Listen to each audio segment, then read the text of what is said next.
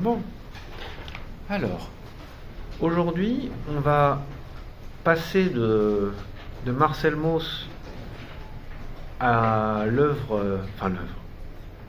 un sujet qui a beaucoup occupé un disciple de Marcel Mauss, qui s'appelle Alfred Métraux, et qui, dans un ouvrage en 1928 qui s'appelle La religion des Tupinamba, a décrit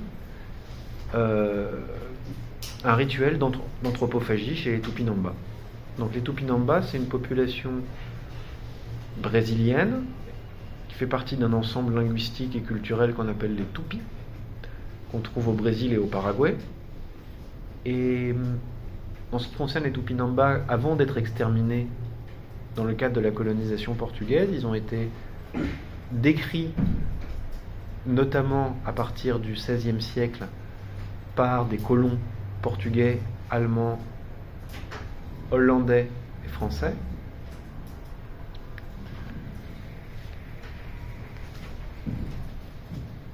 Et à partir d'une connaissance de terrain de l'Amérique du Sud et des Caraïbes,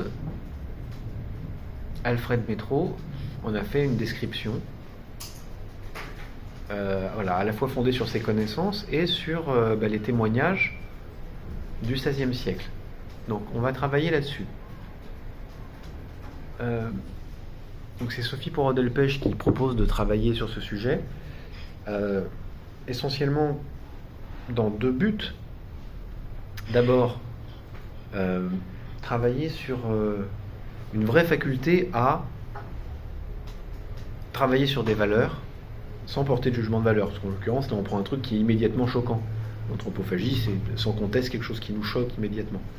Là on va parler de manger des parties génitales, on va entrer dans le sexe et la violence, et la dévoration. Donc vraiment on va apprendre à mettre de côté ça, jusqu'à même se rendre compte que dans ce rituel, probablement ce qui a de moins important, c'est l'anthropophagie. Et puis le deuxième but aussi, c'est pas de faire de l'anthropologie historique, mais c'est de voir l'évolution du regard. Comment est-ce qu'on regardait au XVIe siècle, par exemple, d'autres humains, et quelles ont été les formes de proto-ethnographie dans ces premiers temps de la colonisation. C'est important parce que Alfred Métraux, en bon disciple de Marcel Mauss, va nous inviter à d'abord avoir une approche totalisante, c'est-à-dire vraiment inspirée des faits sociaux totaux dont on parlait la semaine dernière, et qui consiste à inscrire la pratique de l'anthropophagie dans un contexte culturel global qui permet de l'expliquer un peu mieux, par exemple comme une pratique de guerre, comme une pratique religieuse, comme une pratique sociale.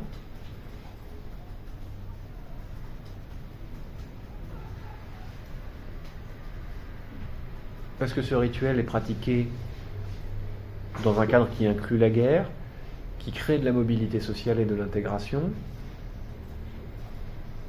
et qui mobilise des éléments de religion.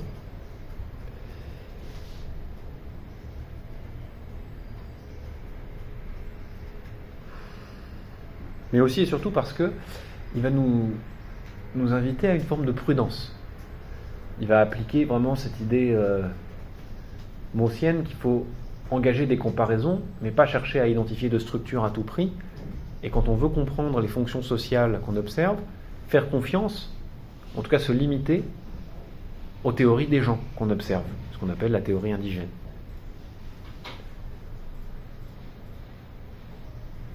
Voilà, première partie de l'introduction. Le cours va se faire en 3 temps. Je vais vous raconter les faits que vous allez être amenés à voir, à partir du texte d'Alfred Métraux, qui va vous être distribué d'une manière ou d'une autre, et à travers un film qui a été fait, qui s'appelle « Comme il était bon, mon petit français », donc « Como era gostoso o meu francés ».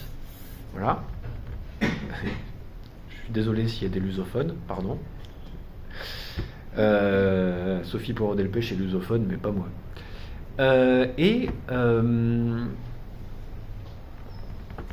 Donc, je vais vous décrire ça. Dans un deuxième temps, on s'aventurera à formuler quelques hypothèses qui seront surtout en fait des points de comparaison, des points à partir desquels on peut interroger la société française. Et puis pour finir, et pour rigoler, je vous ai amené un bouquin de contes Tupi. Alors c'est pas des contes Tupinamba, parce que les Tupinamba, comme je vous disais tout à l'heure, ont été quasiment totalement exterminés, mais des groupes qui ont la même langue, qui sont dans un ensemble linguistique Tupi, au Brésil, qui ont été interviewés, on a recueilli leurs contes, et ça replacera dans un contexte culturel les pratiques d'anthropophagie, en les liant très fortement, par exemple, avec des pratiques sexuelles, érotiques, etc., dans des rapports hommes-femmes, dans des rapports enfants-adultes, personnes âgées. Enfin, ça nous permettra de mieux comprendre ce dont on aura parlé dans la première heure. Voilà. Moi aussi, je peux le faire.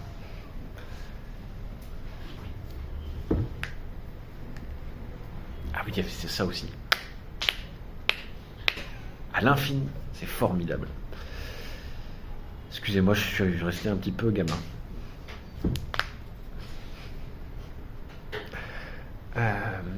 Dans Dracula, mort et heureux de l'être, qu'est-ce qu'il dit quand il veut vraiment avoir le dernier mot? C'est pas Fouchtar. Vous n'avez pas de culture. C'est un drame. Enfin, vous n'avez pas le même âge que moi, en fait, c'est plutôt ça la vérité. Voilà, donc nous sommes prêts, on commence.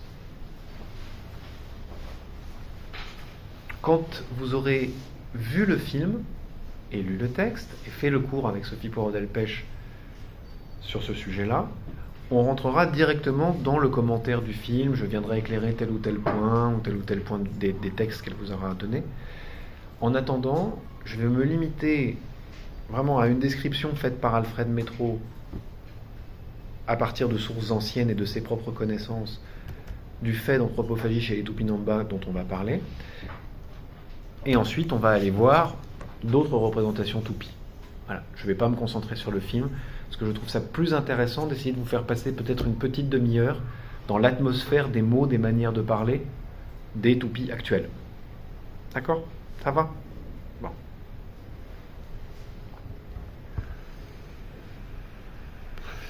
Voilà les faits qui nous occupent.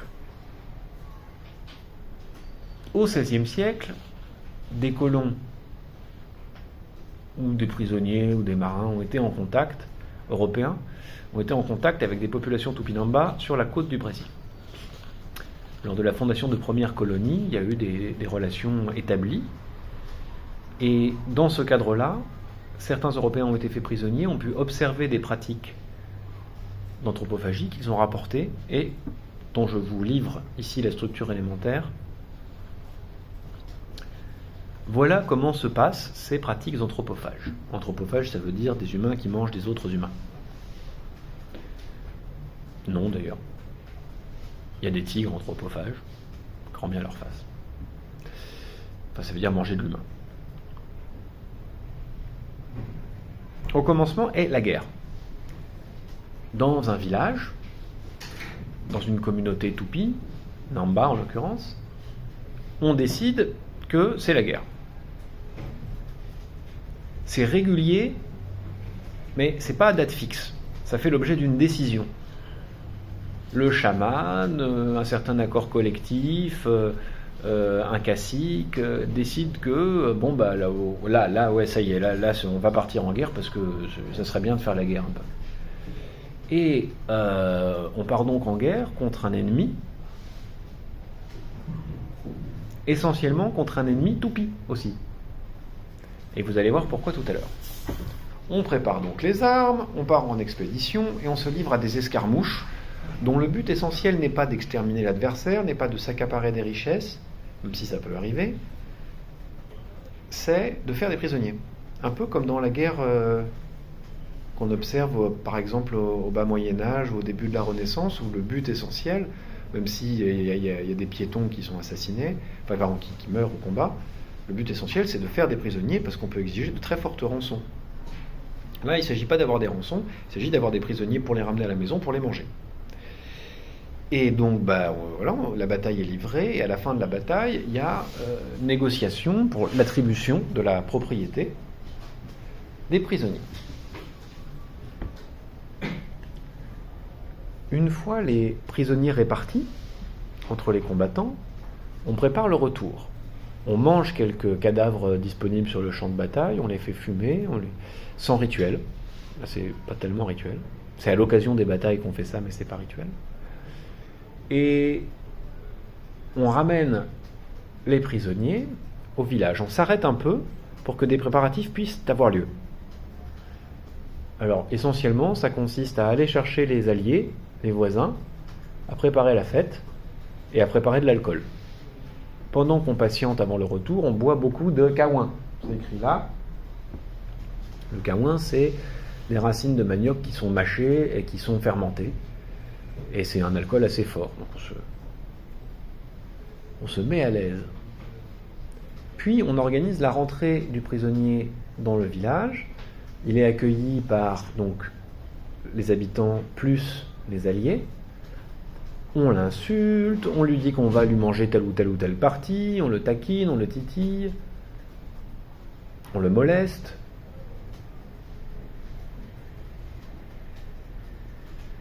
Hommes et femmes confondus, les enfants aussi, et lui collabore à ça.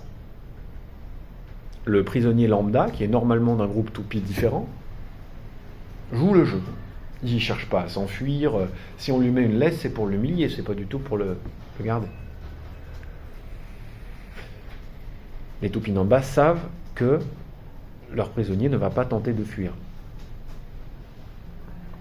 Puis, tout change et le prisonnier est intégré. On le choye, on l'habille comme un Tupinamba, on le rase et on l'épile comme un Tupi.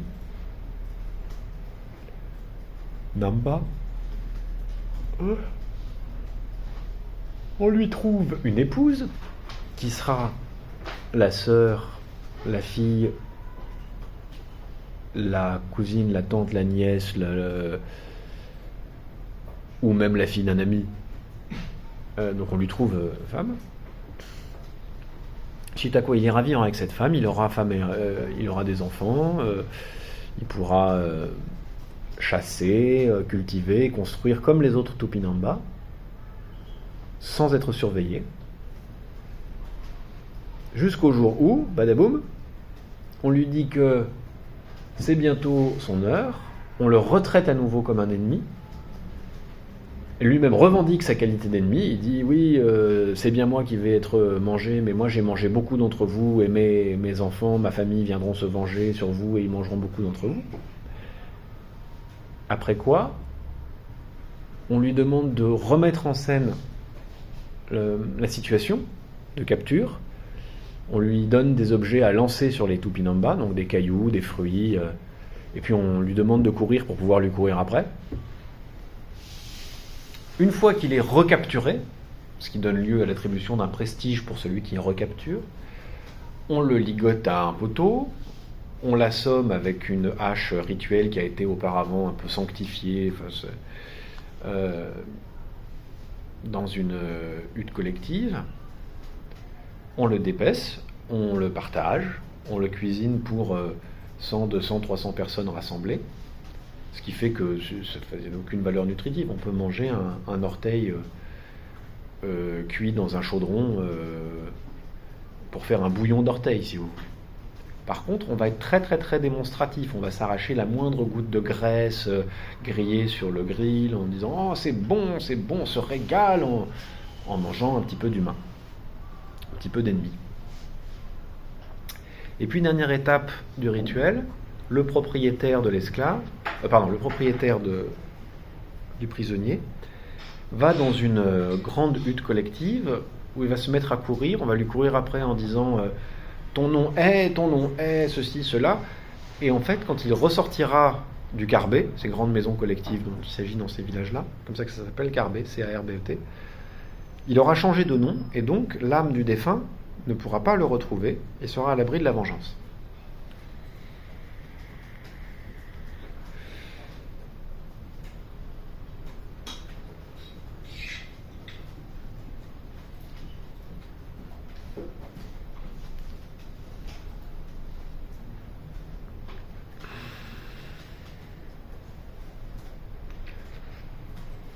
Alors, la première chose qui peut frapper l'esprit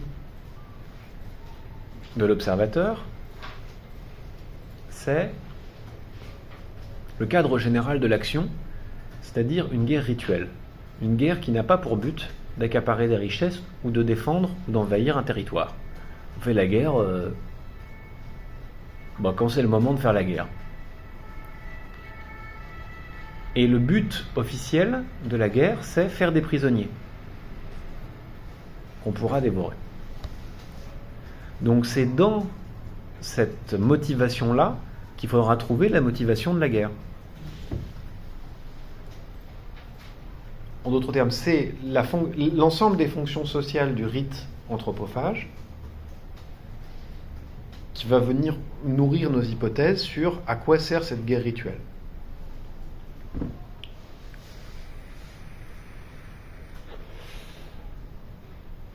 Alors, est-ce que vous en connaissez, vous, des manières rituelles de faire la... Pardon, pas des manières rituelles de faire la guerre, des guerres rituelles.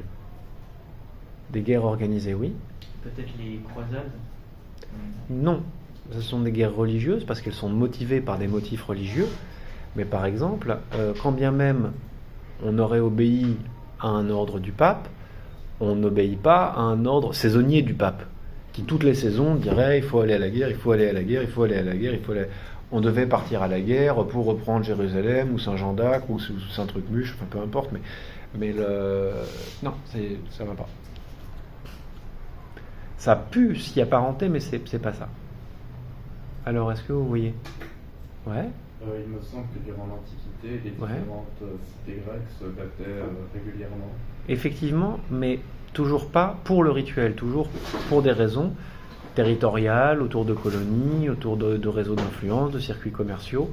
Donc, on n'est pas dans ce régime-là. En fait, on en observe assez peu des guerres rituelles, mais en Amérique du Sud, on en a observé et on en observe encore. Et ça prend la forme suivante. Alors là, je parlais du tinku tout à l'heure à vos camarades, qui est une forme qui est encore observable en Bolivie. Alors aujourd'hui, ça ressemble à une sortie de stade de foot, le tinku. C'est-à-dire qu'il y a plein de policiers et de militaires qui séparent des gens qui se battent, qui se mettent des torgnoles, des coups de poing, des coups de pied, etc. Mais anciennement, il s'agissait de pratiques où on se retrouvait pour se battre, mais aussi pour se tuer. Et quand je dis pour, c'est qu'en fait, le nombre de morts, le nombre de viols et la victoire étaient établis à l'avance. On participait à une mise en scène brutale de la guerre, oui. C'est peut-être un peu bête, mais le catch. Alors le catch, c'est un combat. C'est déjà qui est fini. Absolument. Enfin.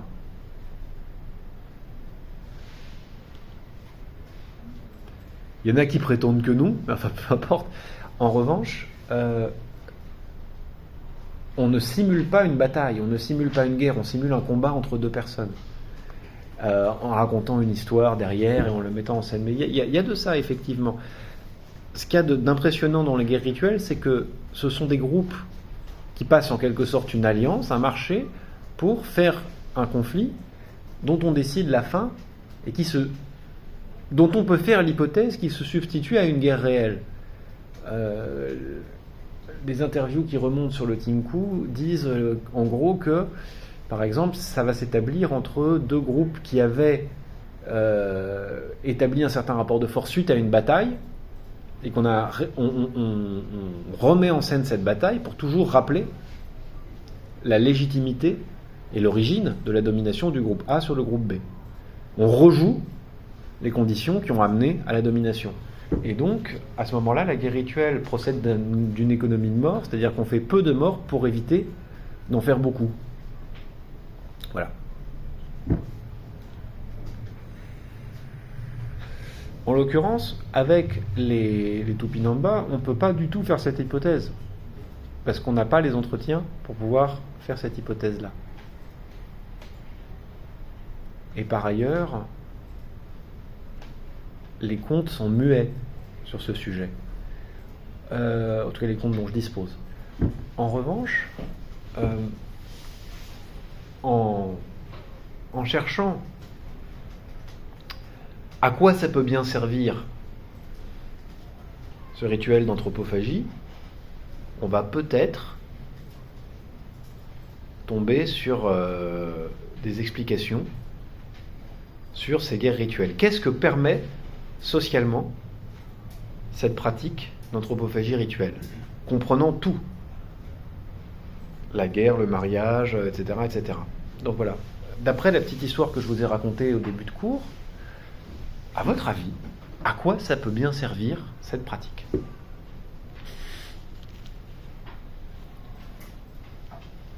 Alors, Ça permet d'intégrer des personnes d'une société à une autre. alors, la question de l'intégration est, à mon avis, une des hypothèses centrales qu'on peut faire à tous les niveaux. Alors, de manière très temporaire, on intègre quelqu'un d'un autre groupe à son propre groupe. Effectivement. Et ils l'ont fait avec des toupies comme avec des Européens, c'est-à-dire des plus proches ou plus étrangers. Par ailleurs, dans la pratique telle qu'elle est décrite, telle qu'elle est rapportée, il y a une dimension d'intégration à l'intérieur du groupe. On fait participer les anciens, les enfants et les adultes ensemble. On fait participer les hommes et les femmes, alors que les contes mettent en scène une opposition très forte entre les hommes et les femmes, quasiment une guerre entre les hommes et les femmes, entre les genres. En l'occurrence, il n'y en a que deux, et vraiment, il y a une espèce d'opposition très forte. C'est aussi une façon d'intégrer les alliés, puisque à chaque fois qu'on a un prisonnier qu'on va dévorer, on fait venir les alliés le dévorer avec nous. Enfin, il y a une intégration, finalement, quand la guerre a lieu entre toupies, des toupies eux-mêmes, puisque c'est un moment donné dans lequel ils se mélangent, ils parlent la même langue, ils ont les mêmes rites, on partage les manières de vivre, etc. Donc, oui, il y a probablement, enfin en tout cas on peut faire l'hypothèse d'un effet sur l'intégration. Tout à fait. Est-ce que vous voyez d'autres choses ? On va commencer par... Ouais, monsieur ? Ça permet d'avoir un équilibre dans la société. Un équilibre. Donner une raison à toute la population de vivre ensemble.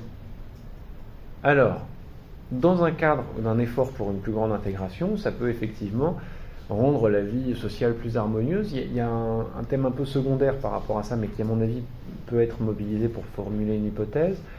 On peut faire l'hypothèse que la guerre permet une forme de mobilité sociale dans un ensemble qui est d'habitude très fixe. D'où vient cette fixité ? On est dans des groupes dans lesquels il y a très très peu de hiérarchie, très peu de mobilité sociale, un très haut niveau d'égalité. On est dans une forme de communisme primitif. On utilise cette expression pour décrire une société dans laquelle il n'y a pas de propriété individuelle de l'outil de production.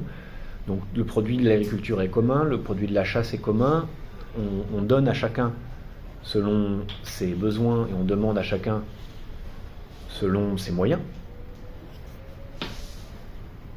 Tout le produit du travail collectif est mis à disposition dans la maison commune. Vraiment une forme de... La guerre permet d'accéder aux quelques dignités qui distinguent. Je suis un enfant, je suis un adulte qui a fait la guerre, je suis un adulte qui a fait la guerre et qui a ramené un prisonnier. Là, j'accède vraiment à un statut. Et quand j'ai ramené plusieurs prisonniers, alors là, j'accède à un vrai statut fort. Par ailleurs, ça implique une mobilité sociale pour les femmes, puisque l'arrivée d'un prisonnier, ça signifie un mariage, peut-être la production d'enfants, et ensuite un divorce quand on le mange, et donc un remariage. Donc c'est un truc qui va tournebouler le fonctionnement du groupe. Vous aviez une hypothèse. Oui, ça permet de mélanger les cultures et de mélanger un peu, de ramener du sang neuf aussi. Alors ça, non, pas du tout. Cette hypothèse, il faut l'invalider pour une raison simple, mais vous ne pouvez pas le savoir parce que je ne l'ai pas décrit. Les enfants sont mangés. Ah oui.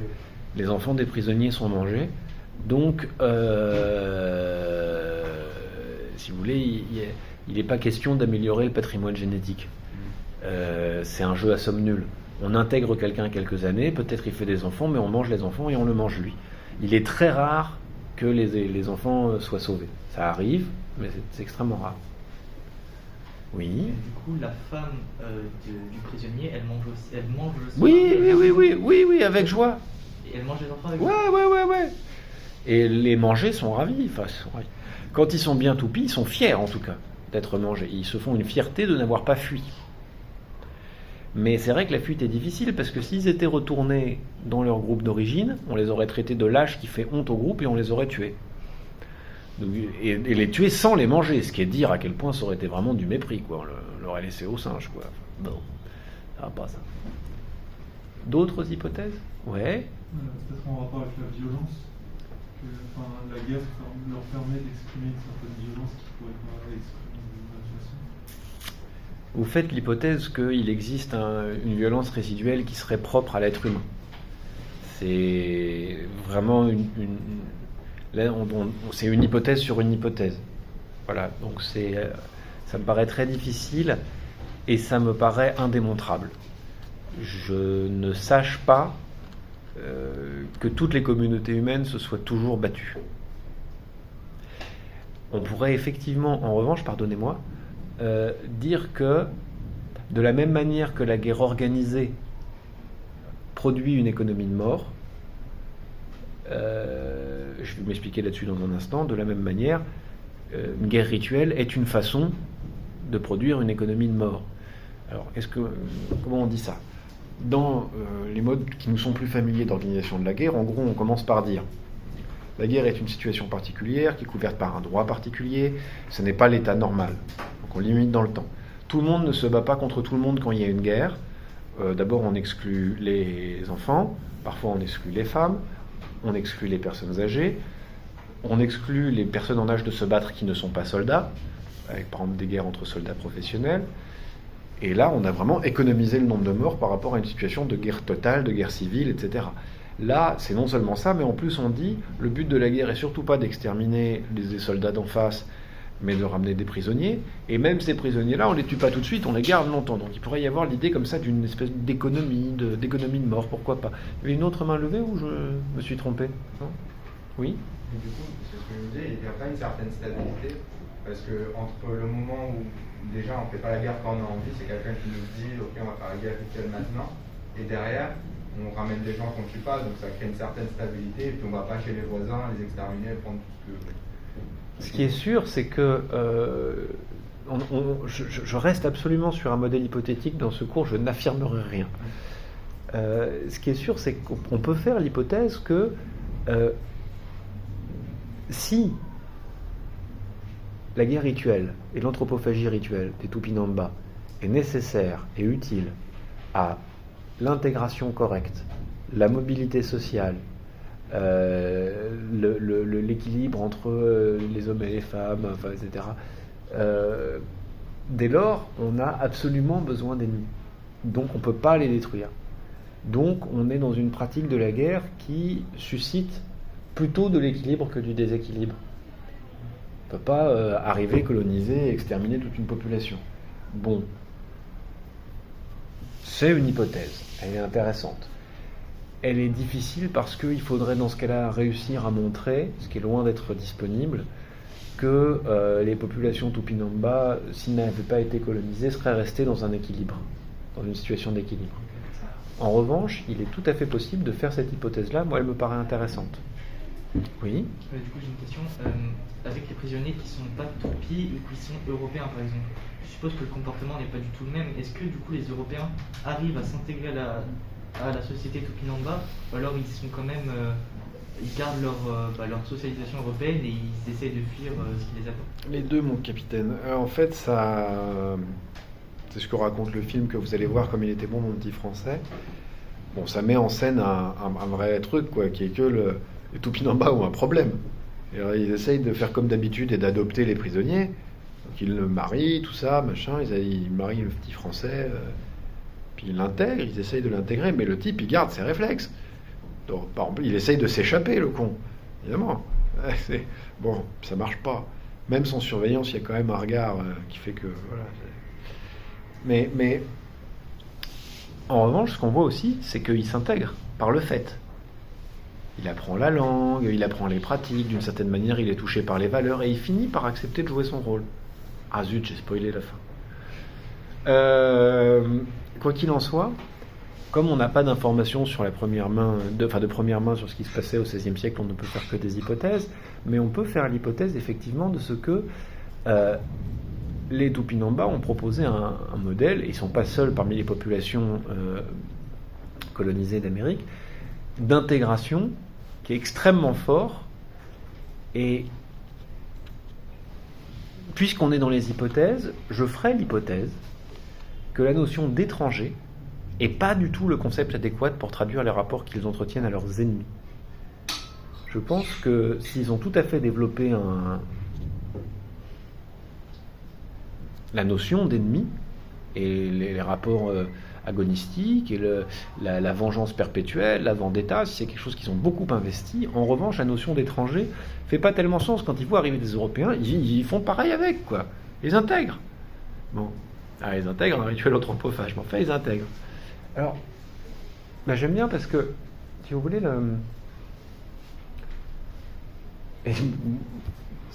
pour moi, c'est un motif qui est hyper actuel et hyper pertinent pour la France aujourd'hui, ça. C'est parfait. C'est ce dont on avait besoin. Vous voyez, c'est le modèle de... Sauf que eux, au moins pendant une période, ils parviennent à une intégration. Pourquoi je dis que c'est parfait ? À cause de ce que j'ai entendu ce matin, alors que l'aurore n'était pas encore là, mais que déjà je traversais les routes de Normandie pour vous rejoindre. J'ai entendu le secrétaire général du Parti Socialiste faire un discours, un blabla sur France Info, où il était convoqué pour parler, parce qu'il n'était pas encore l'heure du discours de Véran sur la Covid, maintenant ils vont parler que de ça pendant quelques jours, pour faire la pédagogie des décrets, puisque c'est le rôle d'une chaîne d'information.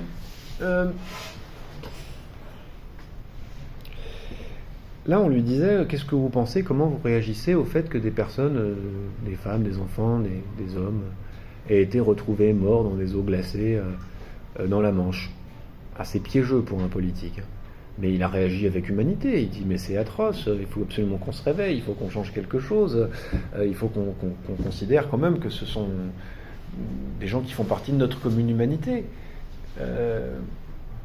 Et alors le journaliste, pas fou, lui dit alors qu'est-ce qu'on change ? Et la réponse d'Olivier Faure c'est rien. Alors si, évidemment. Il faut que la gestion des populations tienne mieux, des flux de population tienne mieux compte des désirs des populations et du niveau d'acceptabilité des propositions de dispatch. Mais le journaliste insiste et dit mais qu'est-ce qu'on fait des camps ? On continue à les démanteler ? Ah oui, on continue le démantèlement des camps. Donc on reprend. On continue à mettre des coups de cutter la nuit, quand il fait froid, dans les camps où il y a des gens qui essayent d'aller en Angleterre. On continue à les maintenir dans la peur de la police en permanence. On continue à les pousser littéralement dans la Manche, mais tout en disant mais c'est abominable ce qui est en train d'arriver. Vous voyez ? C'est-à-dire qu'on est à la fois saisi par l'humanité de ce qu'il y a en face, mais cette notion d'humanité, un, nous empêche pas du tout de les tuer, ou de les mettre en situation de mourir. Deux, ne nous empêche pas du tout d'adopter un registre dans lequel on nie complètement l'humanité. Comment ça se passe, nier l'humanité ? Il suffit par exemple de parler de flux au lieu de parler d'humain. C'est beaucoup plus facile dans une réunion devant un PowerPoint de dire nous allons réguler les flux plutôt que nous allons mettre des enfants et des nourrissons et des femmes en situation de détresse jusqu'à les pousser dans des eaux glacées. Et c'est pas du tout la même chose. Et je sais ça moi très bien parce que j'ai été élève à Sciences Po et j'ai eu des cours espace mondial où on m'expliquait la régulation des flux humains. Vous voyez ? Et littéralement, on vous apprend à adopter un point de vue qui fait complètement l'économie de l'humanité des gens dont on parle. C'est-à-dire de ce qui vous relie en qualité et en dignité aux personnes que vous estimez être des semblables. Et je ne veux pas attraper trop vite un point Godwin, mais vous savez, il y a un joli bouquin de Johann Chapoutot sur la manière dont, dans le fond, les nouvelles formes de management qui ont été développées dans l'ère nazie ont été développées et ont fait florès par la suite en réalité. Et c'est pas anecdotique de penser par exemple que Dans le régime nazi, on a commencé à parler des gens dans les camps, non pas comme de personnes, mais comme des Stücks, des tirets, vous voulez, des petits bâtons. Et aujourd'hui, quand on parle des gens qui sont en prison en France, par exemple, on parle de gestion du stock humain. Les documents officiels sont rédigés en ces termes. Ça ne choque personne. La réduction des stocks, la gestion des flux, passer de la gestion en stock à la gestion en flux. Vous voyez ? Et donc, on a en même temps dans la tête la vague idée d'une pleine humanité des personnes qu'on maltraite, et en même temps un mode de pensée qui éradique complètement leur humanité. Vous voyez ? Alors nous, on ne fait pas ça dans le temps, on fait ça d'un coup, en même temps. Voilà. Quand les Tupinamba sur un champ de bataille voient un blessé et qu'ils l'abattent comme un chien, le chien, c'est mon image, les Tupis n'auraient jamais utilisé cette image-là. C'est pas gentil, hein. C'est pas, ils le traitent pas vraiment comme un humain, c'est pas ça la question. Mais comme je vous dis, c'est un statut d'ennemi qui intègre son humanité en l'étalant dans le temps. Il est humain le temps de l'intégration. Puis, nouveau rite de passage, il ressort, il redevient un ennemi, et... Alors je vous dis pas que c'est ça qu'il faut faire. Évidemment, c'est pas ça la question. En revanche, ça nous éclaire vraiment sur cette espèce de schizophrénie qu'on est capable d'avoir par rapport à la circulation des flux. Vous voyez, en plus, cette notion de flux est particulièrement intéressante.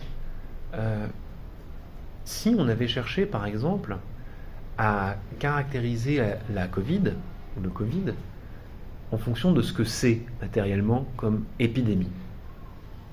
Voilà. Il me semble assez naturel, par exemple, d'émettre une hypothèse du genre, dans le fond, ce qui caractérise cette épidémie, c'est la mondialisation.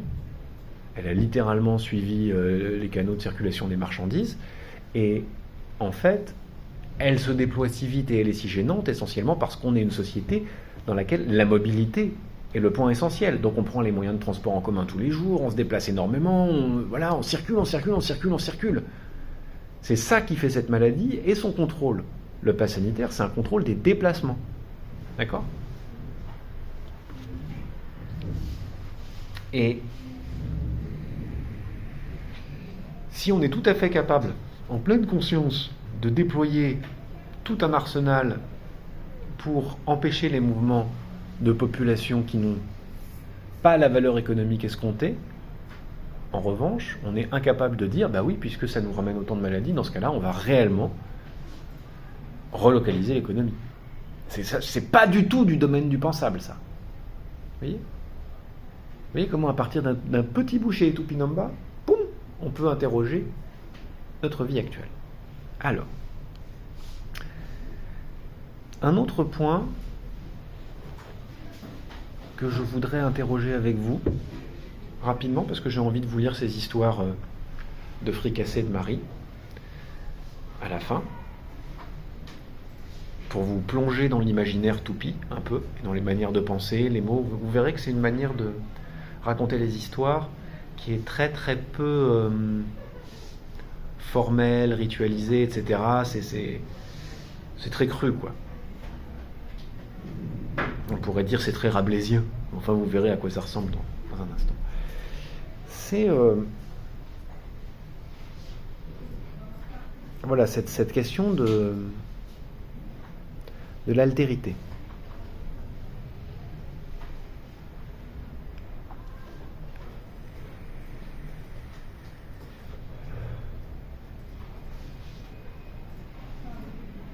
C'est une séquence dans laquelle le prisonnier comme le propriétaire du prisonnier vont changer d'identité. Le prisonnier 2 fois, le propriétaire 2 fois. Le prisonnier 2 fois en entrant et en sortant du groupe des Tupis intégrés, et le propriétaire en changeant de nom, ça c'est le plus simple, mais aussi au départ en changement de statut social. Il était un simple soldat, il devient un soldat qui a ramené un prisonnier. Donc c'est un processus dans lequel les 2 personnes les plus engagées deviennent autres. Deuxièmement, c'est un processus dans lequel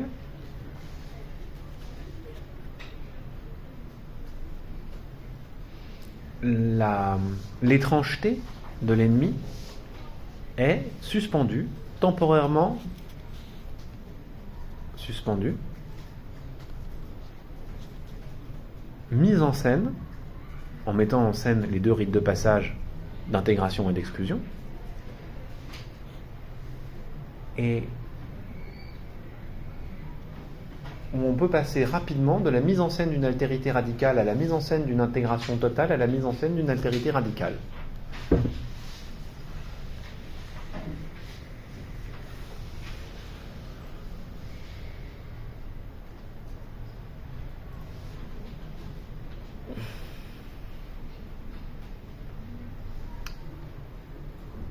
En un sens, on voit ici une procédure d'intégration de l'altérité qui est extraordinairement efficace. Comparez ça par exemple à la procédure bureaucratique pour obtenir un permis de séjour. Et vous verrez que, ici, l'intégration se déroule de manière beaucoup plus intense. Je mentionne ça parce que on a identifié plus tard, chez d'autres Tupis, survivants à la colonisation, des pratiques rituelles similaires à l'exclusion de l'anthropophagie. Ils faisaient exactement pareil, sauf qu'à la fin, ils ne mangeaient pas. Voilà.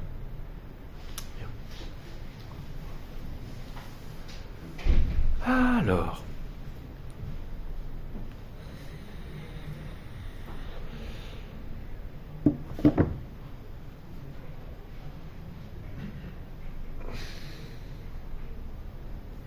est-ce qu'on peut commencer à lire des histoires ou est-ce que vous avez des questions ?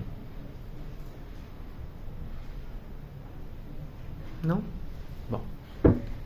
Alors, nous allons lire des extraits d'un ouvrage de Betty Minlin, qui est une anthropologue américaine, qui a collecté entre 1993 et 1996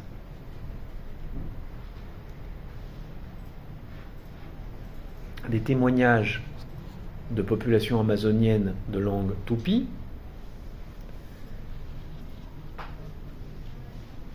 et qui les a traduits. Alors il y a une double traduction du tupi vers le portugais, du portugais vers le français, j'en suis désolé. Alors en plus j'ai dit du portugais, c'est très vilain ça. Du tupi vers le brésilien et du brésilien vers le français.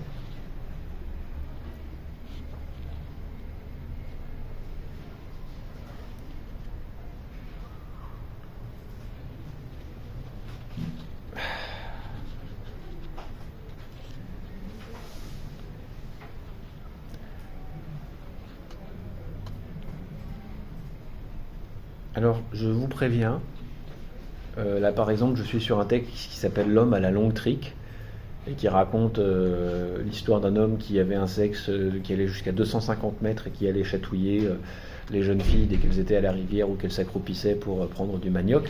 On est sur du dru, là. Voilà. Alors, je vais commencer par celui-là, qui montre bien d'abord une vision du monde très différente de la nôtre, et notamment des attributs masculins et féminins et des relations entre les genres. On pourrait presque dire dans leur cadre à eux, entre les sexes.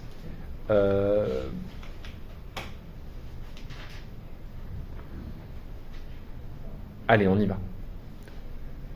Autrefois, c'étaient les hommes qui avaient leurs règles. Alors ils s'isolaient dans une petite paillote près du village. Ils ne se baignaient qu'au crépuscule, du matin ou du soir. Ils devaient éviter tout contact avec les autres, surtout avec les sages qu'il était interdit de toucher. Un jeune guerrier avait ses règles et se trouvait en réclusion dans une petite paillote. Il recueillait le sang qui coulait dans une petite cruche. Voici comment. De temps en temps, il s'accroupissait et à l'aide d'un brin de paille, il faisait dégouliner le sang dans la cruche. Donc l'homme se mettait un brin de paille dans l'urètre et faisait couler le sang de son urètre vers le bol. C'est tellement plus dégueulasse qu'un tampon, je ne sais pas. Les filles qui allaient se baigner dans la rivière s'approchaient de la paillote et lorgnaient à l'intérieur. L'une d'elles, très moqueuse, s'est esclaffée. « Bien fait pour les hommes !» Ils doivent s'enfermer quand ils perdent leur sang toutes les lunes, et ils nous envient, nous les filles, qui pouvons nous promener comme bon nous semble. Nous sommes libres, personne ne nous enquiquine, et eux, humiliés, ils doivent étancher leur sang. Le jeune garçon, fou de rage, est devenu rouge comme le sang qu'il recueillait dans la cruche. « J'en ai assez, assez de perdre mon sang enfermé ici. Je dois trouver un moyen de changer les choses, il a grommelé. Il a demandé à un de ses compagnons qui passait dans les parages de lui apporter une feuille de punakam. Le punakam, je ne sais pas ce que c'est. Le lendemain, la fille moqueuse est repassée par là et a redoublé de quolibets. « Pauvre malheureux, comment vas-tu? C'est bon de se sentir dégouliner son sang sans voir la lumière du jour? Ah! Si tu savais comme c'est bon d'être comme moi, une fille toute propre qui ne laisse couler que des gouttes d'eau claire et peut se promener comme bon lui semble. » Le garçon a pris la feuille de punakam, l'a remplie de sang comme si c'était une cuillère, et il l'a jetée sur la fille, flash, en plein dans l'entrecuisse. Ce jour-là, toutes les femmes ont saigné, même les jeunes et les vieilles, sans exception. Et depuis lors, ce sont les femmes qui ont leurs règles en réclusion, chaque mois, mais aujourd'hui, seules les femmes adultes. Maintenant, ce sont les hommes qui se moquent d'elles.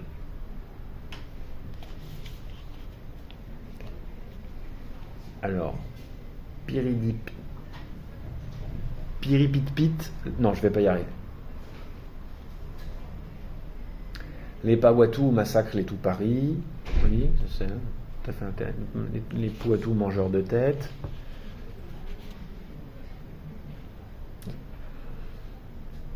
Il faut que je fasse des choix parce que je ne peux pas vous lire la totalité du livre. La femme du tapir, comment les femmes ont commencé à saigner toutes les lunes, c'est un peu la même. La bite en bois. Ben voilà, en parlant de bite en bois. Le chasseur malchanceux ou l'amoureux d'un arbre creux. Il était une fois un jeune chasseur malchanceux. Il n'arrivait pas à tuer le moindre gibier ni à tirer sa crampe. C'était un beau garçon, vigoureux, sans rien de disgracieux. Il n'y avait aucune raison apparente à cette malchance totale, mais hélas, il devait se contenter de convoiter de loin les filles vouées à la solitude. Il n'avait pas de gibier à leur offrir, il revenait toujours de la forêt en secouant ses mains vides et sa trique frustrée. Il s'appelait Athéab, ce chasseur malchanceux, et il avait un ami appelé Pibéi, qui, lui, avait beaucoup de chance. Ils allaient toujours ensemble à la chasse. Pibéi avait l'habitude de se mettre à l'affût et Athéab de s'enfoncer dans les fourrés de la forêt. À peine arrivé, Pibéi avait la chance de tuer des tas de tinamous. Il leur arrachait la tripaille qu'il jetait sur le chemin et passait à un autre affût. Dès qu'il avait disparu, Athéab, toujours bredouille, lâchait ses flèches sur les paquets de tripes et allumait un feu pour les griller. Quand l'heureux chasseur revenait, Athéab lui offrait de la tripaille, enveloppée dans des feuilles, comme si c'était de la viande grillée de tinamous. Mais Pibéi avalait cette boustifaille et la trouvait répugnante. Un jour, méfiant, il a ouvert une enveloppe de feuilles et pouah! Il a vu que c'était pas du gibier mais de la tripaille. Pendant ce temps, Athéab traînait sa désolation. Comment se faire du gibier et une femme?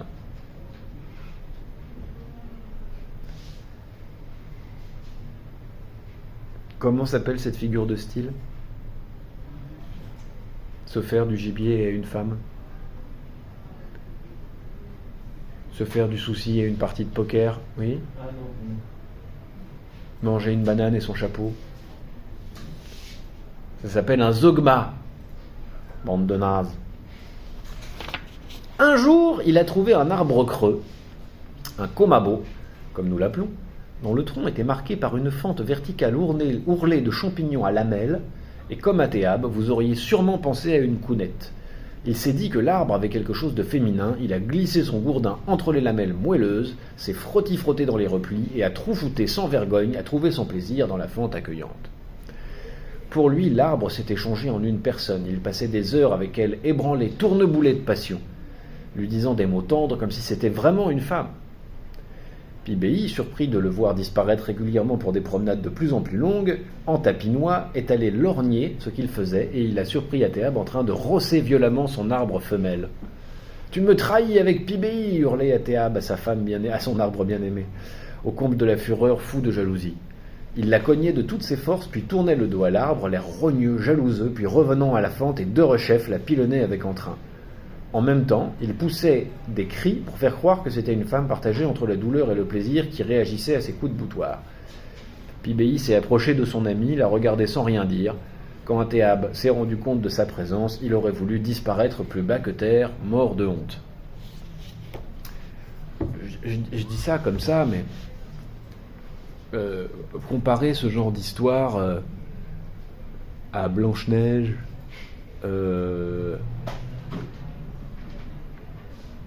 le petit Pousset, le petit Chaperon rouge, vous voyez, c'est pas de la même bière. Et simultanément, ça contient des éléments d'une éducation sexuelle qu'on ne retrouve pas du tout dans les contes ou les mythes qu'on peut nous partager. D'accord ?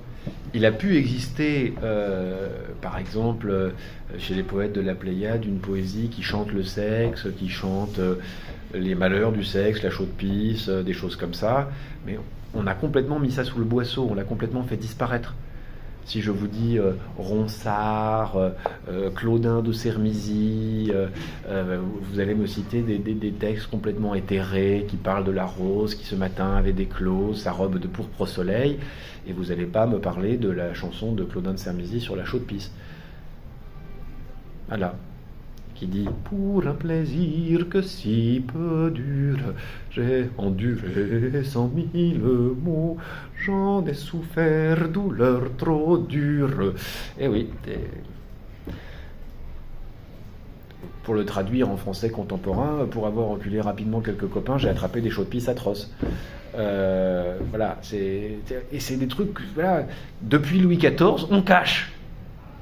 C'est toute cette culture française grivoise qui éduquait les gens à la vie telle qu'elle est, enfin telle qu'elle est dans un monde ouvert à la liberté de mœurs, n'est-ce pas ? Dissimulé, oui. Je crois qu'aussi La Fontaine il faisait ça, mais il a dû cacher un peu et renier ses écrits à cause de l'Église et à cause du fait que il était financé par le pouvoir royal. Donc, effectivement, il a beaucoup rogné ces textes libertins, mais ces textes libertins sont eux-mêmes d'un classicisme assez fort. Et toute la littérature qu'on a sous Louis XIII ou sous Louis XIV, de veine plutôt rabelaisienne, a été complètement... je me souviens d'un manuel justement là-dessus qui montrait comment on pouvait, bien avant Céline et complètement déjà... au XVIIe siècle, dans un roman, parler d'une mouche qui se perd dans un potage et qui gigote. Alors que sous Louis XIV, on parle des amours de telle bergère grecque qui est éperdument amoureux de tel demi-dieu grec, et alors bon, et tout est très éthéré, très pur et très saint. Et c'est ça qu'on a valorisé. Oui. De la... Et oui, je disais ça à vos collègues tout à l'heure. Quand vous regardez des chorales chanter, c'est très marrant parce que souvent vous voyez donc des groupes de petites chorales, souvent faites plutôt de grand-mères, voilà, qui sont en train de chanter des trucs dont elles comprennent pas forcément la portée, et en tout cas dont la portée détonne totalement avec celle qui le chante. Il y a de nombreuses chansons du bas Moyen-Âge ou de la Renaissance qui sont explicitement des choses qui parlent du sexe, des problèmes, et qu'on a complètement fait disparaître. Ou dont on comprend plus du tout le sens. Voilà. Celle dont je vous parlais, mais je sais pas, il y en a une autre qui me vient en tête qui est assez marrante, qui s'appelle Sing Coco. Somebody kumbani, loudly sing coco. Et bon, bah en fait, ça dit tiens, c'est l'été, on va pouvoir aller dans les champs parce que ça va y aller. Pourquoi ? Parce qu'on habite d'habitude, comme les autres, là, dans des carbets, dans des maisons communes, parce qu'on peut pas chauffer 25 pièces. Donc quand il y a 25 enfants, tout le monde dort dans la même pièce et on peut pas faire l'amour. Quand c'est l'été, on va pouvoir aller dans les buissons. Enfin, vous voyez ? Et voilà, c'est des choses auxquelles on pense plus du tout. On a complètement fait disparaître ça de nos représentations. D'où l'avantage d'aller voir un peu chez les toupies, si j'y suis. Alors, où on en est ? Ah oui, excusez-moi. Oui. Ah ben non, c'est bon, on a fini le livre. Je vais en prendre une... Oh, ça va, j'ai le temps. C'est bien, j'ai le temps. Chouette. Comme il n'y a pas eu de questions sur le cours de Sophie, j'ai vraiment tout mon temps. Akarandek, la tête volante ou l'épouse gloutonne. Vous voyez, on va souvent mettre en scène quand même les espèces d'affrontements entre hommes et femmes, et là, celui-là va mettre en scène l'impossibilité de la fusion entre hommes et femmes. Vous allez voir pourquoi. Un homme aimait beaucoup sa femme, déjà sa bonne amie quand ils étaient petits. Il chassait pour elle, il entretenait une grande plantation, ils vivaient bien, dormant toujours collés l'un à l'autre dans le hamac. Au début, tout va bien. Ils étaient heureux malgré une bien étrange habitude de la femme. Chaque nuit, sa tête se séparait de son corps et partait chercher de la viande sur les grilles d'autres carbets. Vous voyez comme quoi on a l'impression qu'on est devenu super imaginatif et il se débrouillait pas mal. Donc il y a la tête qui se détache et qui va se promener pour aller manger pendant la nuit. Le mari avait beau chasser et récolter une nourriture abondante, elle voulait toujours manger davantage et allait voler un peu partout. Il paraît qu'elle avait tellement de poux, mais elle ne se laissait pas épouiller, que c'était eux qui réclamaient plus de viande, et donc lui coupaient le cou pour permettre à la tête de s'envoler, c'est du moins ce que racontent certains. Il faut savoir qu'au petit matin, la tête revenait se coller au corps que le mari serrait fort contre lui. Seul indice de ce qui s'était passé, quelques taches de sang sur le cou de la femme et la poitrine du mari. Personne ne se doutait de rien, pas même la famille. Seulement voilà un matin, la maman de la fille, vraiment avant que le soleil se lève, vient chercher sa fille pour l'emmener au champ. Et elle voit le corps sans tête de sa fille, ensanglanté, dans le hamac de son gendre. Alors elle hurle, elle réveille toute la maison, elle dit « Mon gendre a assassiné ma fille ». Et lui se défend, il dit « Mais non, c'est pas vrai, je l'aime tellement, jamais je l'aurais tué. » Voilà. Attendez le petit matin, elle va revenir. Et effectivement, au petit matin, on voit la tête qui arrive, pouitch, pouitch, pouitch, pouitch, pouitch. Seulement, on a enterré son corps, donc elle ne trouve plus son corps. Alors finalement, de désespoir, elle se colle sur l'épaule de son mari. Mais là, ça va pas. Ça va pas parce qu'elle pourrit, elle pue, c'est une atrocité. Et donc lui, il est très très gêné, donc il finit par trouver une astuce pour s'en débarrasser, d'autant qu'il est frustré parce qu'il n'a plus ce corps magnifique qui l'intéressait tant. Et donc il va à la chasse, il met à griller la nourriture, il la met au loin, et il attend de voir ce qui se passe, et puis effectivement la tête va manger, se repaître, et lui il s'enfuit. Et donc la tête demeure toute seule, et finalement elle s'installe dans un coin, et à partir de là elle dévore les êtres humains qui passent par là. Gloup! Voilà.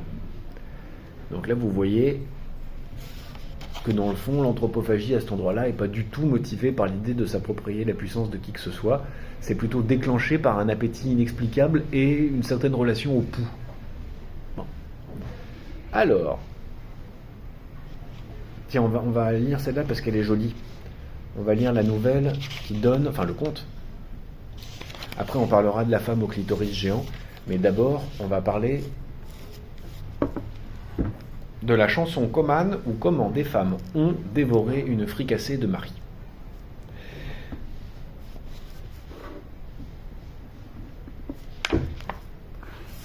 Les femmes ont envoyé leurs fillettes au bord d'un lac attraper des grenouilles et des poissons qu'elles voulaient griller et manger. Les petites ont obéi, très contentes, et ont vu plein de grenouilles grouiller sur les berges et plein de poissons nager en tous sens dans le lac.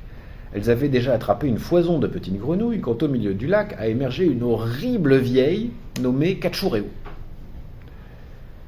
Voyant les petites occupées à pêcher, elle leur a crié « Hé, les fillettes, vous abîmez notre musique et notre génie papo !»« Mère grand, nous n'abîmons rien. Nos mères nous ont envoyé pêcher pour donner à manger à notre maisonnée. » Jusque-là, tout va bien. « Vous croyez attraper des grenouilles et des poissons, et c'est notre musique qui en prend un coup. Et sans génie papo, avec quoi allons-nous peindre notre corps? Je vais vous apprendre à chanter. » La vieille Katchouréou s'est mise à chanter et la mélodie était si belle que les fillettes sous le charme ont eu le souffle coupé, mais elles ont essayé d'apprendre. Jusque-là, tout va bien. Petite leçon de musique sur le lac, c'est parfait. Les fillettes sont revenues au carbet, les mères ont rouspété en voyant qu'elles ne rapportaient rien. Il n'y avait pas moyen de pêcher, elles ont expliqué. Dans le lac habite une vieille nommée Katchouréou, elle nous a demandé de venir vous chercher, elle veut vous apprendre à chanter des chansons très belles, et elle nous a dit que ses grenouilles et son génie papo, c'était sa musique, pas question de la lui voler. Donc ses grenouilles et son poisson. Les mères intriguées sont allées avec leurs filles rendre visite à la vieille Katchouréou. Bon, alors, je vais raccourcir un petit peu la suite du conte. La vieille Katchourou apprend aux femmes à chanter, elles chantent délicieusement bien, toutes. Mais au bout d'un moment, elles ont faim. Elles ont faim et interdiction de manger les grenouilles et interdiction de manger les poissons. Alors que faire? Elle leur dit, vous pourriez ramener un de vos maris, comme ça on le mangerait. Alors le soir, il y en a une qui tue son mari, et le lendemain, elles viennent avec le corps du mari derrière, et elles le mangent au lac. Puis le surlendemain, on tue un deuxième mari, et le surlendemain, un troisième mari, etc., etc. Les autres hommes, voyant que les hommes disparaissent, commencent à s'inquiéter, et puis finissent par découvrir le pot aux roses, ce qui se passe. Bon. Et donc, ils se vengent, ils tuent leur femme, et ils vont voir la vieille Katchourou, en lui disant qu'est-ce que t'as fait? Elle chante pour eux, ça leur plaît beaucoup, mais quand même ils disent tu as tué beaucoup d'hommes, et c'est là que ça devient intéressant. Ils lui disent ta musique est belle, mère grand, mais tu as tué beaucoup d'hommes, nous devons nous venger. Ce à quoi la vieille Katchourou, ouvrant toute grande la bouche, montrant les belles dents et se vantant, dit c'est avec ces dents aiguisées que j'ai mangé beaucoup d'hommes et que je vais vous manger. Et vous voyez, c'est les mêmes termes, quasiment la même formule que celle utilisée il y a 400 ans auparavant, tel que ça nous a été rapporté par les Tupis, par les prisonniers des Tupinamba. Quand le prisonnier va être dévoré, on lui dit nous allons te dévorer, on va te manger, etc. Il répond haha, oui, mais moi je suis très puissant, j'ai mangé beaucoup d'entre vous auparavant, et mes aïeux, ma famille viendra vous manger, etc. Et ça continuera. Donc vous voyez, c'est le même jeu. C'est le même jeu, mais ici il est déplacé. Il est déplacé dans une relation avec un rapport de force entre hommes et femmes, assez violent, quasiment une guerre entre hommes et femmes, et entre jeunes et vieux. Ils insistent bien, c'est la vieille femme qui est là. Bon. Et on pourrait quand même dire aussi, quelque part, entre le monde des humains du village et l'humaine qui vit dans le lac avec les poissons et les grenouilles. Donc entre deux régimes de relation à la nature. Un plus séparé et un plus à l'intérieur. Ça va? Vous suivez? Bon. Alors, lequel on prend ensuite?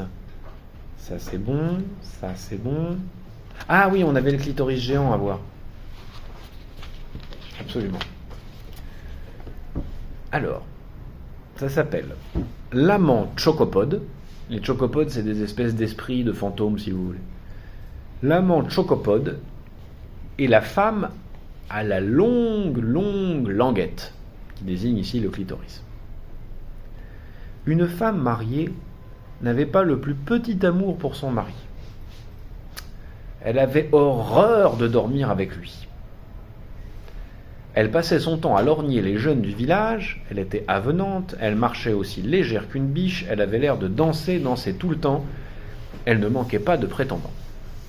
Un jour, partie dans la forêt cueillir des fruits, elle a rencontré par hasard un des guerriers les plus valeureux du village. À peine ils ont échangé quelques mots que déjà, il roulait sur le chol jonché de feuilles pour s'ébaudir avec ardeur. Vous voyez comme on est loin de Blanche-Neige.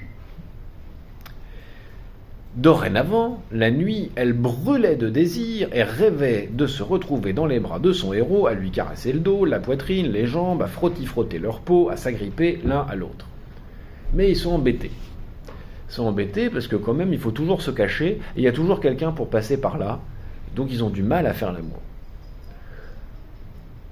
À un moment donné, alors qu'elle dort dans son hamac, elle sent une main qui vient la caresser. Alors elle pense que c'est son amant, elle est ravie et elle se laisse faire. C'est une main particulièrement experte, c'est assez génial et ça lui procure des plaisirs immenses, elle frissonne comme jamais, c'est le pied. Et il vient comme ça tous les soirs lui prodiguer des caresses, la masturber tous les soirs et lui procurer énormément de jouissance. Mais il se passe un truc bizarre, c'est que son clitoris pousse. Et plus il la masturbe, et elle a beaucoup de mal à dire non parce que vraiment ça la fait énormément jouir, plus son clitoris pousse. Alors à un moment donné, ça recommence à ressembler à une petite fraise, puis à une grosse fraise, puis presque à une verge à la fin. Enfin, c'est gênant. Enfin, pour elle. En tout cas, elle est inquiète. Alors, elle va voir sa maman, elle lui montre le truc, là, elle lui dit « Mon clitoris a beaucoup trop poussé, qu'est-ce qui se passe ?» Elle lui raconte l'histoire de son amant, et elle dit « Mais ma chérie, tu t'es trompée, tu t'es fait avoir. C'est pas ton amant qui te masturbe, c'est le chocopode. » Eh ben oui. Vous voyez ? Et donc, il faut organiser quelque chose pour te débarrasser de ce chocopode, parce que sinon, tu vas exploser. Enfin, bon. Alors, la nuit, des hommes se mettent en embuscade derrière des buissons et ils attendent. Quand le chocopode vient la masturber, elle dit « Ah oui, ah oui, ah oui », ce qui est un signe, et hop, ils sortent de leur... Et pouf, ils coupent le bras du chocopode qui s'enfuit mutilé. Attention, l'histoire n'est pas finie. Le bras du chocopode est là, et on se dit, bon, ben, pour s'en débarrasser, on va le brûler. Bon. Mais le bras du chocopode ne brûle pas. On ne peut pas le manger, il ne cuit pas, enfin ça ne va pas. Et puis on s'aperçoit qu'il se passe un truc bizarre, il devrait faire jour, mais il fait nuit. Et on se dit qu'il faut vraiment détruire ce bras, parce que tant que ce bras sera là, la nuit restera. Et puis surtout, c'est très embêtant, parce que c'est la nuit, on commence à avoir brûlé tout le bois du village pour essayer de brûler le bras du chocopode, et on sait que s'il fait nuit noire, alors les chocopodes viendront très nombreux et on ne pourra pas se protéger contre eux avec la lumière. Donc c'est très embêtant. Ah oui, parce qu'on n'a pas encore l'électricité, les néons, tout ça, enfin, pas dans les comptes.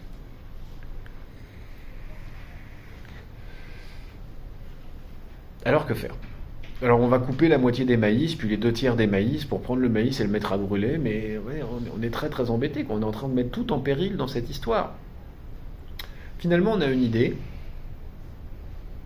On rend le bras du chocopode au chocopode. Et alors, le chocopode récupère son bras, mais il est très très chaud. Donc il a besoin de le rafraîchir, donc il le plonge dans des sources alentours, qui donnent des sources chaudes. Et jusqu'aux dernières qui, elles, demeurent froides, parce que ça y est, le bras est assez refroidi. Et donc ça explique la présence de sources chaudes et de sources froides alentours. Bon. La femme, qu'est-ce qui lui arrive déjà ? C'est pas des joyeusetés.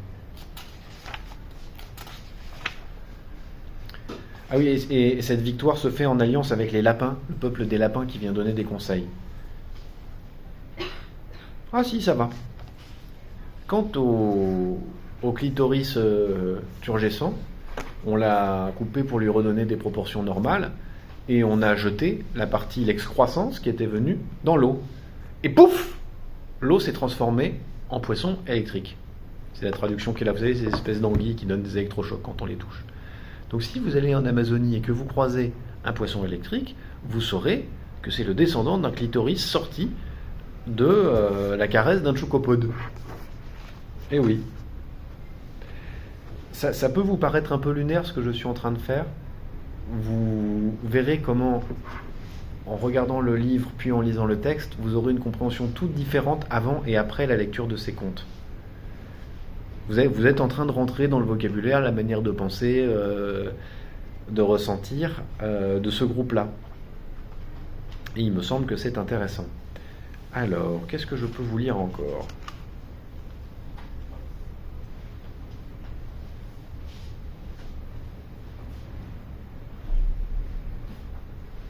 Oui, ça c'est plutôt à la fin.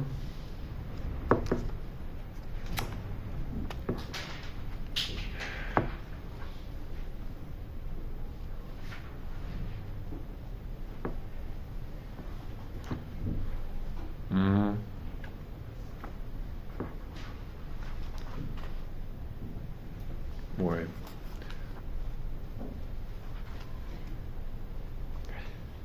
Le problème, c'est que c'est... Ouais.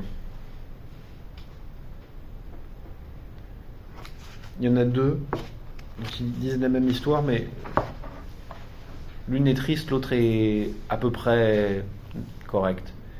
Vous préférez la fille que le serpent aveugle a enfilée ou le godemiché d'argile ?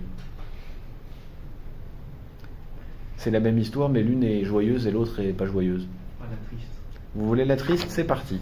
La fille que le serpent aveugle a enfilée. On pourrait dire, je change un peu les formules parce qu'il faut quand même que ça reste lisible. Des fois, c'est pas évident. Ayant atteint la puberté, une fille jeunette est allée vivre en réclusion dans une paillote. Ah, mais non, je suis complètement... Mais c'est ce que je viens de dire en fait. Il décrit ses premiers catimini venus. Donc, une fille à peine pubère, ayant eu ses règles pour la première fois, une jeune fille est allée vivre en réclusion dans une paillote. Un jour, elle est sortie pour se baigner dans la rivière et elle s'est assise dans le limon de la berge pour se laver les cheveux. Tout à coup, elle a senti un picotis dans l'entrejambe. C'était le serpent aveugle caché dans les galets de la rivière qui venait la chatouiller. La fille a pris un tel plaisir à ces picotis qu'elle est revenue tous les jours se faire chatouiller. Vous voyez la scène dans Shrek, mais ça passerait pas, quoi. Surtout la suite. Parce que c'est vous qui l'avez voulu, mais vraiment ça se finit pas bien. En plus, je vous ferai dire que, malgré les apparences que je peux avoir quand je regarde comme ça, il n'y a pas que des hommes dans la salle.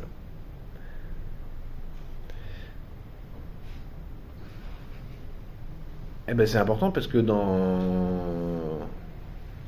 des rapports complètement différents, il y a un niveau de violence aux femmes dans les contes toupies qui est quand même assez élevé, auquel on n'est pas habitué. Surtout pas en parlant de mutilation sexuelle ou de choses comme ça. À force de chatouillis, le serpent aveugle La fille a pris un tel plaisir à ses picotis qu'elle est revenue tous les jours se faire chatouiller. À force de chatouillis, le serpent aveugle a fini par lui faire un enfant. La fille a vu son ventre enfler, elle ne comprenait pas ce qui lui arrivait. Et sa mère ne la croyait pas quand elle lui expliquait qu'aucun homme ne l'avait touchée. Les savants sont intervenus, ils ont exorcisé sa nourriture, ils lui ont coupé les cheveux, mais son ventre continuait d'enfler. Elle était toute triste à l'idée qu'elle allait accoucher. Les petits œufs du serpent aveugle ont grossi, ils s'agitaient, ils voulaient crever le ventre de la mère, ils se répandaient dans son corps, ils ont fini par atteindre son cœur, et elle est morte. De son cadavre sont sortis des ribambelles de petits serpents aveugles, par le nez, par l'oreille, par en bas, bref, par tous les trous de son corps. Ses parents l'ont enterré avec tous ces rejetons vermisseaux qui pouvaient être dangereux. Le plus dangereux, Alérocat, vit encore dans le ciel. Il pénètre en se glissant sous un ongle, rampe jusqu'au cœur et provoque la mort. C'est sûrement un rejeton de cette fille que le serpent aveugle avait enfilé. Et youpi! Allez, un petit dernier pour la route. Kéro-Opéo, l'homme châtré qui s'est changé en femme. Kéro-Opéo, un chasseur, a laissé au bord de la rivière arcs, flèches et gibier qu'il avait tués pour se baigner. Il a plongé et s'est mis à nager. Il ne s'est pas rendu compte que quelqu'un, il n'a jamais su qui, lui arrachait son surgeon et ses noix et mettait à la place un crapaud, pareil à une motte de femme, et lui fourrait une gaine entre les jambes. Pas une goutte de sang, il n'a rien senti. Quand il s'est rendu compte, c'était trop tard. À son grand désespoir, il avait perdu sa virilité. Il s'est mis à chercher son emblème au fond des eaux, mais en vain. Il a cherché partout sur terre et même dans le ciel. Mais où donc se trouvaient ses attributs? Sa femme était toute triste. Son mari s'était changé en femme. Au cours de ses recherches, il s'est adressé aux esprits des eaux, les Zerowei, et il a rencontré le Japon, c'était l'esprit du Japon, Ibonoti, le vieux Japon. Kéro-Opéo lui a demandé une trique de fortune, n'importe laquelle, il ne voulait pas être une femme. Ibonoti lui a enlevé le crapaud counette et lui a donné le bout qu'il demandait. Oui, mais voilà, c'était une quiquette toute petite, de la taille de celle d'un petit garçon, qui n'allait même pas faire la joie de la femme de Kéro-Opéo. Notre chasseur, un peu moins mari, est retourné à son carbet et sans attendre, il a entrepris de prouver à sa femme qu'il avait de quoi lui donner tout son content. Hélas, il n'a pas réussi à la combler. Ce n'est pas de ma faute si on m'a arraché et changé mes attributs, il a essayé d'expliquer à sa femme. Je ne peux plus te servir à apaiser tes ardeurs, cherche un autre mari. Mais la femme avait peur de lui, car c'était un savant. Et elle a continué à lui préparer et servir sa nourriture, mais quand une grosse envie la démangeait, elle courait après d'autres hommes. Kéro-Opéo, malin, profitait de la nourriture que les autres hommes offraient à sa femme. Pas con. Mais c'est vrai que là, toujours en rapport avec Blanche-Neige, on y est encore moins. Il s'est dégoté une petite femme, jeunette, qui n'avait pas encore de poitrine, elle n'avait jamais baisé, Elle avait une counette étroite, à la mesure du petit bambou de Kéro-Opéo qui y trouvait son agrément. Mais elle est tombée enceinte, elle a accouché et sa counette est devenue trop large pour Kéro-Opéo. Et on ne faisait pas encore le point du mari. Elle a fait fi de son bout étriqué et elle est partie en lui laissant son enfant à élever. Kéro-Opéo a été obligé de se décoder une autre jeunette, puis une autre, et à chaque fois la petite femme avait un enfant, sa counette s'élargissait, Kéro-Opéo n'avait pas de quoi labourer, et la femme partait en quête d'un homme doté d'une grosse trique. Cendrillon, adieu. Et Kéro-Opéo se trouvait avec sa première femme qui lui préparait à manger et satisfaisait ses envies avec d'autres hommes. Le couple avait une fille, mais hélas cette fille est morte. Fort triste, Kéro-Opéo est parti à la recherche de l'esprit de sa fille. Il a cherché dans les eaux et dans l'espace, sous le coup de tonnerre et les averses. C'était la force de l'esprit, ce n'était pas de la vraie pluie. Kéro-Opéo a trouvé l'esprit de sa fille et l'a ramené à son carbet. Il a laissé la fille au bord de la rivière, à attendre que la mère lui apporte à manger et à boire. Une fois sa fille rassasiée, Kéro-Opéo a renvoyé l'esprit. Kéro-Opéo est mort, on l'a enterré, mais comme c'était un pagé puissant, un savant puissant, sa tombe s'est remplie d'eau, son corps a disparu, puis il est ressuscité. On dit qu'il est parti loin, bien loin, et qu'il n'est pas mort. Voilà. Voilà ce qui traîne dans l'esprit des gens, que vous allez voir mis en scène dans le film Comme il était bon, mon petit français. Lorsque vous dites que c'est un savant puissant, Oui, c'est un magicien, en fait. c'est un magicien, mais c'est... Si vous voulez, donc le terme qui est utilisé, c'est pagé. Je ne sais pas très bien comment le traduire. Et la difficulté, c'est que c'est pas le chaman, c'est pas le sorcier. Il y en a plusieurs des pagés dans un groupe Tupi. Donc on ne peut pas dire c'est le magicien, ça colle pas. Or, et vous le verrez dans le film, il y a un rôle de chaman. C'est pas le mot chaman ça nous vient des confins de l'Orient russe, mais cette fonction-là, elle est identifiée. Et donc il y en a d'autres qui sont un peu savants, un peu sachants, un peu puissants et en relation avec le monde magique, mais néanmoins il n'est pas suffisamment magicien par exemple pour se doter lui-même d'un sexe, d'un pénis. Vous voyez ? Il est obligé d'aller voir des forces obscures qui ne le satisfont qu'à moitié en lui donnant un petit sexe. Voilà. Donc quand vous verrez la pratique de l'anthropophagie, quand vous lirez, etc., remettez-vous ces contes en tête. Cette espèce de côté hyper robuste, dru, avec pas mal d'humour, et par ailleurs, de manière plus